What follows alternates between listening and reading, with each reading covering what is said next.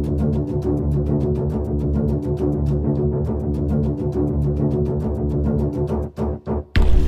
Friends, எல்லாருக்கும் AJ ஃபேமிலியோட அன்பார்ந்த வணக்கம். இன்றைக்கி நான் ஒரு பிரெட் ஆம்லேட்டு தான் செஞ்சு காட்ட போகிறேன். அதுக்காக க்ளீனான ஒரு பவுல் எடுத்துக்கலாம். அதிலேக்கு ஒரு பெரிய வெங்காயம் குட்டி குட்டியாக நசுக்கி கட் பண்ணி போட்டுக்கலாம். இந்த அளவுக்கு குட்டி குட்டியாக இருக்கணும், அப்போ தான் நமக்கு அது டேஸ்ட்டாக இருக்கும். ஒரு 2 டீஸ்பூன் கொத்தமல்லி எடுத்துக்கலாம். அது ஃப்ளேவர் பிடிச்சிருந்தா 2 எடுங்க, இல்லைங்களா 1 ஸ்பூன் எடுங்க. அதுக்கப்புறம் 1 டீஸ்பூன் பெரிய பச்சை மிளகா இதே மாதிரியே குட்டி குட்டியாக கட் பண்ணி போட்டுருக்கு. ஒரு காஞ்ச மிளகா நசுக்கி போட்டிருக்கு அது கூடவே. அதுக்கப்புறம் ஒரு 1/2 டீஸ்பூன் மிளகாத்தூள் போட்டிருக்கு. அப்புறம் நமக்கு தேவையான அளவுக்கு உப்பு போட்டுக்கலாம்.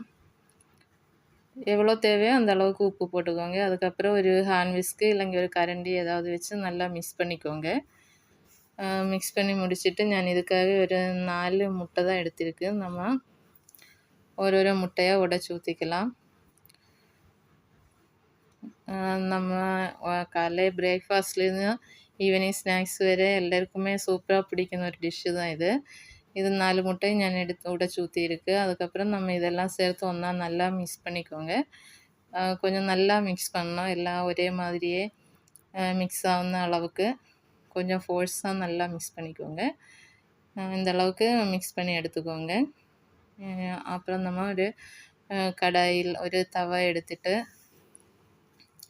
அதை ஸ்டவ் பற்ற வச்சு அது தவா சூடானதும் அதில் கொஞ்சம் நெய் ஊற்றிக்கலாம். நெய்யில் பட்டர் எது வேணாலும் போட்டுக்கலாம். அதுக்கப்புறம் நம்ம அந்த ப்ரெட் எடுத்து அது கொஞ்சம் சூடு பண்ணி எடுத்துக்கலாம். ஃபஸ்ட்டு 2 சைடிலும் அப்படியே கொஞ்சம் நெய் போட்டுட்டு அதுக்கப்புறமா திருப்பி போட்டுக்கோங்க. அது ஃப்ளேம் கொஞ்சம் மீடியத்தின் கீழே லோக்கு மேலேயே வச்சுக்கோங்க, அப்போ தான் அது கரியாமல் இருக்கும். இதே மாதிரி திருப்பி போட்டு சூடு பண்ணி எடுத்துக்கோங்க.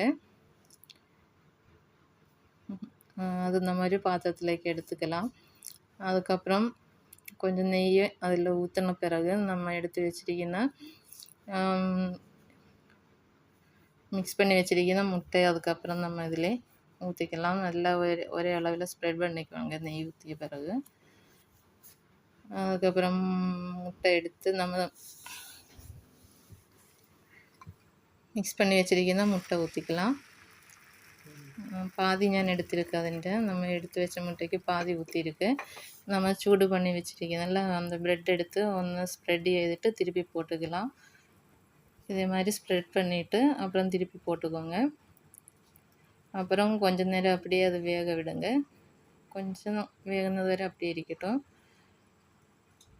இந்த அளவுக்கு வெந்தால் நம்ம திருப்பி போட்டுக்கலாம். அது பார்த்து திருப்பி போடுங்க, உடையக்கூடாது. அந்தளவுக்கு ஒரு மீடியமாக வெந்து കഴിഞ്ഞാல் அது உடையாது, நம்ம அப்படியே திருப்பி போட்டுக்கலாம். அதுக்கப்புறம் இந்த 2 சைடும் மடிச்சுக்கோங்க. அதுக்கப்புறம் திருப்பி போட்டுக்கோங்க. அப்போ நல்லா சூப்பராக வெந்திருக்கு. அவ்வளோதான், நம்ம ப்ரெட் ஆம்லேட் ரெடி ஆயிடுச்சு. நல்ல டேஸ்ட்டாக இருக்குது. எல்லோரும் ஒரு தடவை செஞ்சு பாருங்கள். செஞ்சு பார்த்துட்டு எப்படி இருக்குதுன்னு மறக்காமல் கமெண்ட் பண்ணுங்கள், லைக் பண்ணுங்கள், ஷேர் பண்ணுங்கள். சப்ஸ்கிரைப் பண்ணாமல் இருக்கிறவங்க சப்ஸ்கிரைப் பண்ணுங்கள். வீடியோ பார்த்துட்டு இருக்கீங்கன்னா எல்லாருக்கும் ரொம்ப நன்றி.